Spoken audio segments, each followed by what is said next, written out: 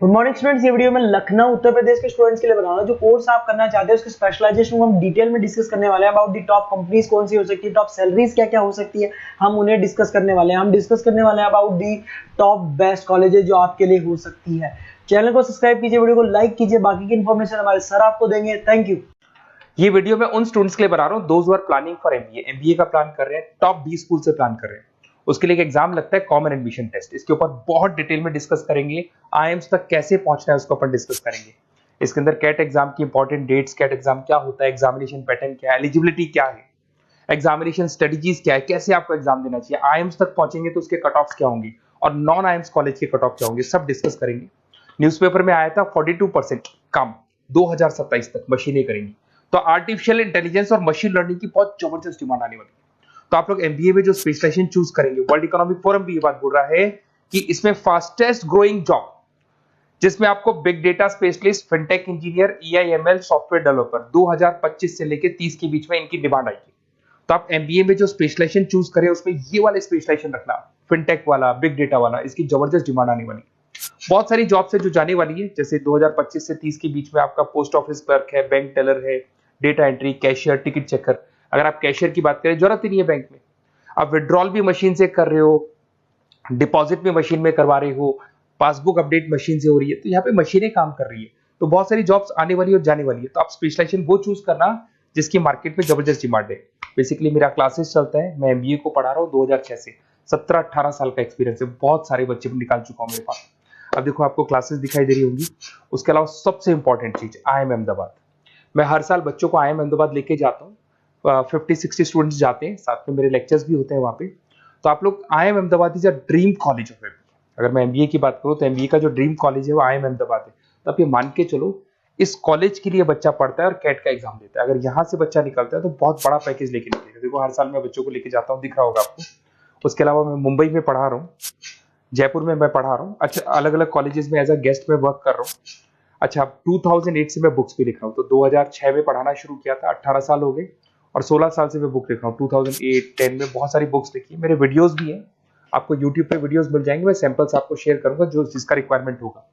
अगर आपको best college का रिक्वायरमेंट हो या फिर कैट के लिए कैसे स्टडीज करनी है उसका रिक्वायरमेंट है कि कौन कौन से कोर्सेज हैं कैट में, कहाँ पे आपको एडमिशन लेना चाहिए और किस तरीके से स्टडीज करनी है, कट ऑफ क्या जाएगा, तो उसके ऊपर आप डिस्कस कर सकते हो। मेरा नंबर है, इस पर कॉल कर सकते हो।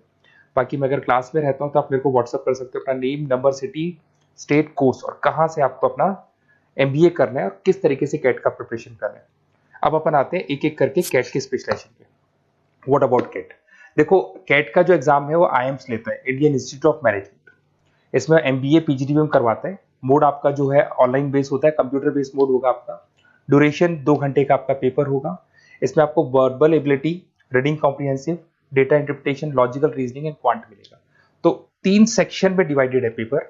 आपको हर सेक्शन में 40 मिनट्स मिलती है। 2 घंटे का आपका पेपर है, तो उसको कंप्लीट करना है। तो इसमें पढ़ना कैसे है, उसकी स्ट्रेटजीज क्या है, इसको अपन आगे डिस्कस करेंगे। देखो आपको इंपॉर्टेंट डेट्स दिखाई देंगी। नोटिफिकेशन इसका जुलाई 25 तक आ जाता है। उसका रजिस्ट्रेशन अगस्त में स्टार्ट होते हैं, सितंबर में आपका लास्ट डेट है, एडमिट कार्ड अक्टूबर में आता है, नवंबर में लास्ट संडे, जो लास्ट संडे होता है नवंबर का, उस दिन एग्जाम लगता है इसका, और जनवरी तक रिजल्ट आ जाता है। अब देखो इसमें बहुत सारी चीजें जो अपन डिस्कस करेंगे। टोटल इसमें 66 मार्क्स का पेपर होता है, वेरी भी करता है थोड़ा बहुत। 40 मिनट्स पर सेक्शन को मिलता है। इसके अंदर आपका इंग्लिश है, रीजनिंग है, क्वांट है, इनके लिए अलग अलग टाइम मिलता है। 1/3 इसमें नेगेटिव मार्किंग रहती है। मतलब अगर आपने कोई किसी ऑप्शन बेस्ड क्वेश्चन को तुक्का मारने की कोशिश की तो 1/3 कट जाएगा। एमसीक्यूज में नेगेटिव होता है, और बाकी जो सेक्शनल कट ऑफ जरूरी है इसके अंदर। मतलब ऐसा नहीं है कि आपका इंग्लिश में स्कोर आ गया, मैथ्स में नहीं आया, डीआई में नहीं आया तो सिलेक्शन नहीं होगा। इंडिविजुअल आपका इंग्लिश में भी आना चाहिए, मैथ्स में भी आना चाहिए, डेटा इंटरप्रिटेशन में, तीनों में आना चाहिए आपका। और एमसीक्यूज में जो नेगेटिव मार्किंग है एमसीक्यूज के लिए होगा, नॉन एमसीक्यूज के लिए नेगेटिव मार्किंग नहीं होता है। उसके अलावा अगर मैं एलिजिबिलिटी की बात करूं तो जनरल का अगर स्टूडेंट है तो 50% मार्क्स चाहिए। अगर आपका 50% से कम है, you are not eligible to give the CAT examination. अगर एससी, ओबीसी, रिजर्व कैटेगरी से है तो 45% आपको चाहिए। देखिए, और एज लिमिट नहीं है, कोई भी बच्चा एग्जाम दे सकता है। फाइनल ईयर का स्टूडेंट दे सकता है, फाइनल ईयर होने के बाद भी वो एग्जाम दे सकता है। अगर मैं स्ट्रेटजीज की बात करूं, देखो बार बार मैं एक चीज बता रहा हूं, जब भी आप पेपर को अटेम्प्ट करते हैं इसमें टाइम कम होता है, क्वेश्चन ज्यादा होते हैं। तो यहां पर आपको रिजेक्शन आना चाहिए, सिलेक्शन नहीं करना है, रिजेक्शन करना है। बहुत सारे ऐसे क्वेश्चंस होते हैं, बहुत इजी है, उसमें 4 से 5 मिनट खराब हो गए और आपने उसका राइट आंसर निकाल दिया। अरे भाई वो 5 मिनट में 5 क्वेश्चंस करने थे आपको, उस क्वेश्चन में फंस के आपने 5 मिनट खराब कर दिए।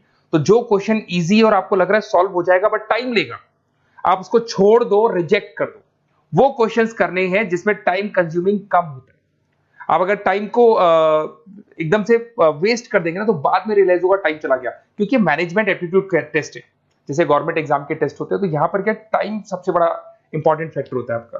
तो बेसिकली एक्यूरेसी होना चाहिए, स्पीड होना चाहिए और आपका टाइम बैलेंस होना चाहिए, और साथ के साथ कौन सा क्वेश्चन छोड़ना है और कौन सा करना है। बहुत सारे क्वेश्चन होते हैं जिसमें लालच देता है, करो करो करो, बाद में पता लगता है फंस गया उस क्वेश्चन के अंदर, और फंसने का टाइम चला गया। तो टाइम नहीं जाना है इसके अंदर। उसके अलावा देखो, अगर मैं आईएम्स की बात करता हूँ, आईएम्स में 99% आईएम अहमदाबाद इज 99% आपको चाहिए। उसके बाद में अगर मैं बात कर दूं, बेंगलोर 99, कोलकाता 99, लखनऊ में 97 to 98 चाहिए, इंदौर कोझीकोड में 95 to 97। तो परसेंटाइल तो मान के चलो, अगर आपको टॉप कॉलेज चाहिए ना, तो 99 प्लस परसेंटाइल चाहिए आपको, ठीक है। उसके अलावा अगर अपन देखते हैं एफएमएस दिल्ली, नॉन एक्सेप्टेबल जो कैट का एग्जाम तो लेते हैं बट नॉन आईएम्स है, वो भी 99 मांगता है। एसपी जैन भी 85 to 95 मांगेगा। एमडीआई गुड़गांव 95% मांगता है। आईएनपी गाजियाबाद 85 to 90 मांग रहे हैं। तो कॉलेजेस तो बहुत हैं, और ये मान के चलो आप 80 से लेके 99 के बीच में अगर आ जाते हो तो आपको टॉप 20 स्कूल्स मिल जाएंगे। अगर आईएम्स भी नहीं मिलता है तो उसके नीचे के स्कूल्स मिल जाएंगे। बाकी अगर इसको डिटेल में आपको डिस्कस करना है तो मेरा नंबर है, आप कॉल कर सकते हैं। अच्छा, उसके अलावा मेरा नंबर आपको दे दिया मैंने, अगर मैं कल क्लास में हूं या कॉलेज में फोन नहीं उठाता तो व्हाट्सएप कर देना, अपन डिटेल में डिस्कस करेंगे सारी चीजें, और कहां से आपको कैट करना चाहिए, कौन सा इंस्टीट्यूट बेस्ट रहेगा वो भी मैं आपसे डिस्कस करूंगा, कौन से कॉलेज में आपका एडमिशन लेना चाहिए वो भी डिस्कस करेंगे, किस तरीके से आपको पढ़ाई करनी है, नोट्स कैसे मिलेंगे, वीडियोस कैसे मिलेंगे, सब डिस्कस करेंगे। Okay, best of luck for your CAT examinations. और कोई कॉलेज से रिलेटेड क्वेरी है तो वही आप मेरे को कॉल कर सकते हैं। Okay, best of luck.